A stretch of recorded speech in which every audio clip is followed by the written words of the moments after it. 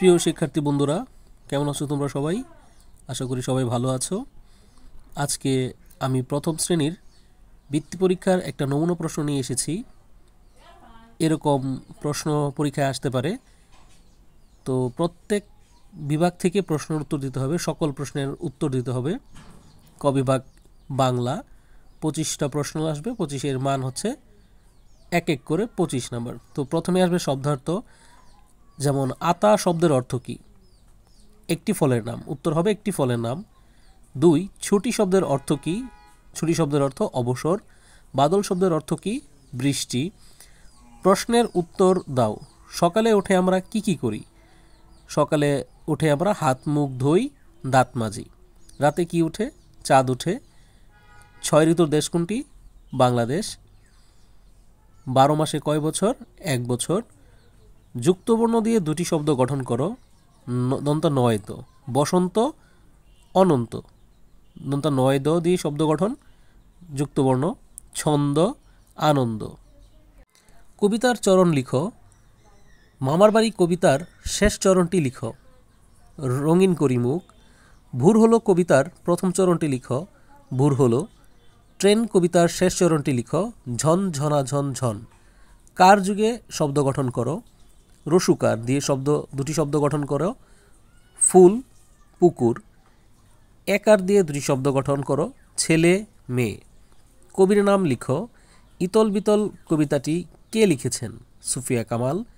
ছুটি কবিতাটি কে লিখেছেন? রবীন্দ্রনাথ ঠাকুর। ব্যাকরণ থেকে প্রশ্ন আসতে পারে।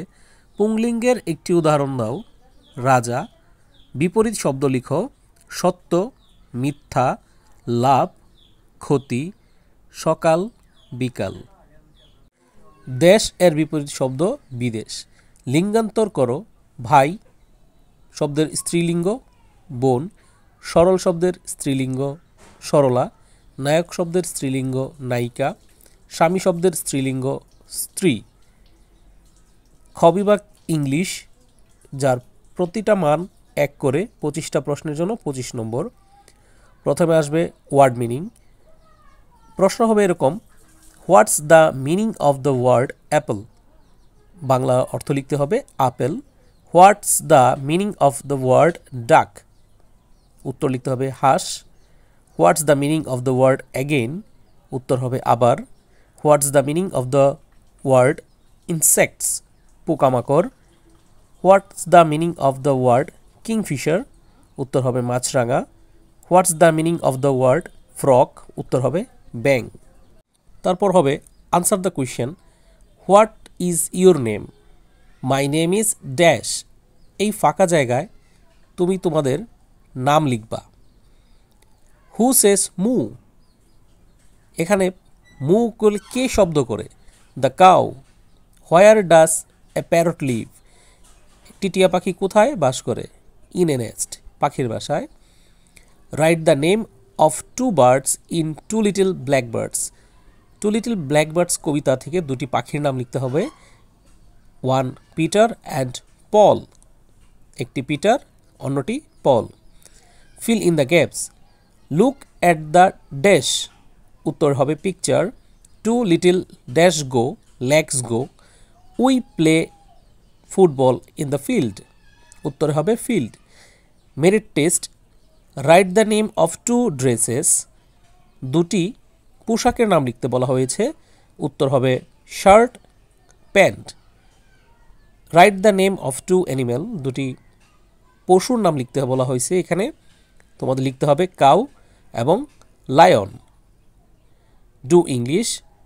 তোমার কলম নাই। You have no pen? উত্তর লিখতে হবে ইউ হ্যাভ নো পেন। তিনি একজন কৃষক? উত্তর লিখতে হবে হি ইজ এ ফার্মার। তুমি কে? হু আর ইউ? শুভ সকাল শিক্ষক। Good morning teacher. Give an example of word? একটি শব্দের উদাহরণ দিতে বলা হয়েছে। বুক। উত্তর হবে বুক।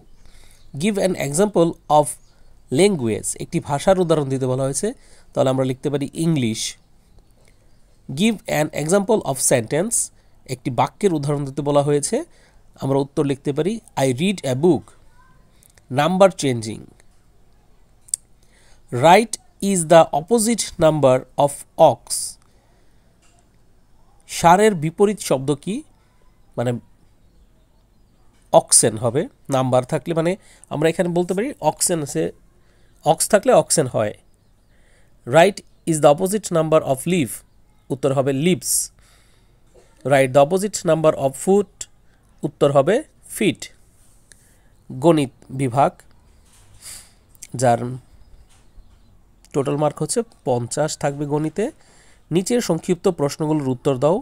অঙ্কে লিখো 31, 39, 27। খ অংশে আমরা লিখতে পারি এখানে কথায় লিখো 17, 22, 43। ঘয় বলা হয়েছে যোগ করো 55 যোগ 4, 59, 24 যোগ 13, 37, 62 যোগ 5, 67। বিয়োগ করো, বিয়োগের এখানে দেখো আমি ভালো করে দিয়ে রাখছি, শূন্যস্থান আকারে দিয়ে রাখছি। এখানে তোমাদের চিহ্ন বসিয়ে তারপর বিয়োগ অংশ করতে হবে।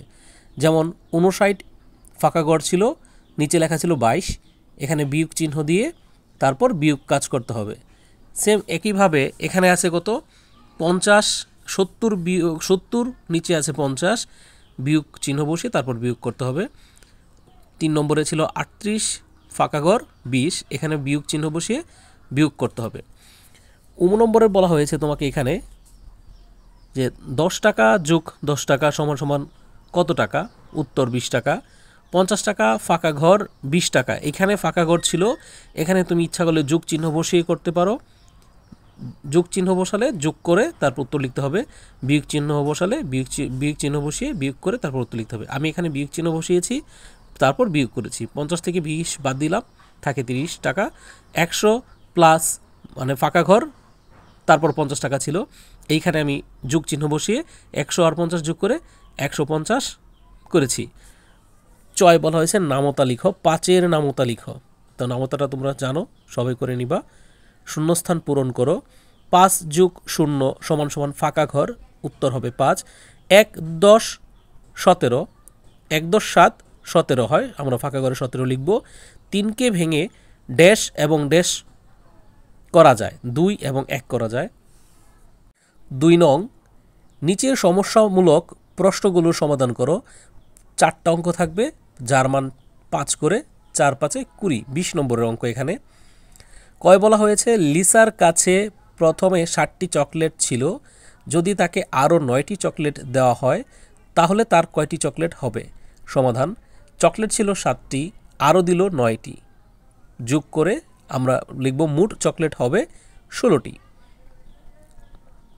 খ তিথির 27টি রঙিন কাগজ আছে, বাবা তাকে আরও 40টি রঙিন কাগজ দিলেন, তার কাছে এখন কয়টি রঙিন কাগজ হলো? সমাধান, রঙিন কাগজ ছিল 27টি, বাবা দিল 40টি, মোট হলো 67টি। উত্তর 67টি। একটি শ্রেণীতে 18 জন ছাত্রছাত্রী আছে, এদের মধ্যে 10 জন ছাত্রী, শ্রেণীতে কতজন ছাত্র আছে? তাহলে আমরা এইভাবে করতে পারি সমাধানটা, ছাত্রছাত্রী আছে 18 জন, তার মাঝে ছাত্রী আছে 10 জন। তাহলে এটা থেকে 18 থেকে 10 যদি বাদ দিই তাহলে আমরা ছাত্র সংখ্যা পাবো 8 জন। উত্তর 8 জন। রিয়ার মা 13টি পেয়ারা থেকে 4টি পেয়ারা রিয়াকে দিল, মায়ের কাছে কতটি পেয়ারা রইল? সমাধান, রিয়ার মার কাছে পেয়ারা ছিল 13টি, রিয়াকে দিল 4টি, মায়ের কাছে পেয়ারা রইল 9টি। 13 থেকে 4 বিয়োগ করলে উত্তর হয় 9, উত্তর 9টি। চিত্রসহ সংজ্ঞা দাও। বিন্দু, এক হচ্ছে বিন্দু, সংজ্ঞাটা হবে এরকম, যার শুধুমাত্র অবস্থান আছে কিন্তু দৈর্ঘ্য প্রস্থ উচ্চতা নেই তাকে বিন্দু বলে। চিত্রে এ একটি বিন্দু। দ্বিতীয়তে বৃত্ত, একটি বিন্দুকে কেন্দ্র করে সমান দূরত্ব বজায় রেখে একটি রেখা ঘুরে আসলে যে আকৃতি তৈরি হয় তাকে বৃত্ত বলে। চিত্রে এ একটি বৃত্ত। রেখা, একটি বিন্দুর চলার পথকে রেখা বলে। চিত্রে এ বি একটি রেখা, যার কোণ, দুটি রেখার মিলিত বিন্দু থেকে যে আকৃতি তৈরি হয় তাকে কোণ বলে। চিত্রে এ বি সি একটি কোণ। এই ছিল তোমাদের একটা নমুনা প্রশ্ন, যা 2024 সালের 19 তারিখে শুক্রবার পরীক্ষা আসতে পারে। তো তোমরা এটা একটু দেখে নিও, আর আমার চ্যানেলটাকে সাবস্ক্রাইব করে রেখো, যাতে আমরা ভবিষ্যতে এরকম আরও কিছু প্রশ্ন তোমাদের সামনে নিয়ে আসতে পারি। ধন্যবাদ।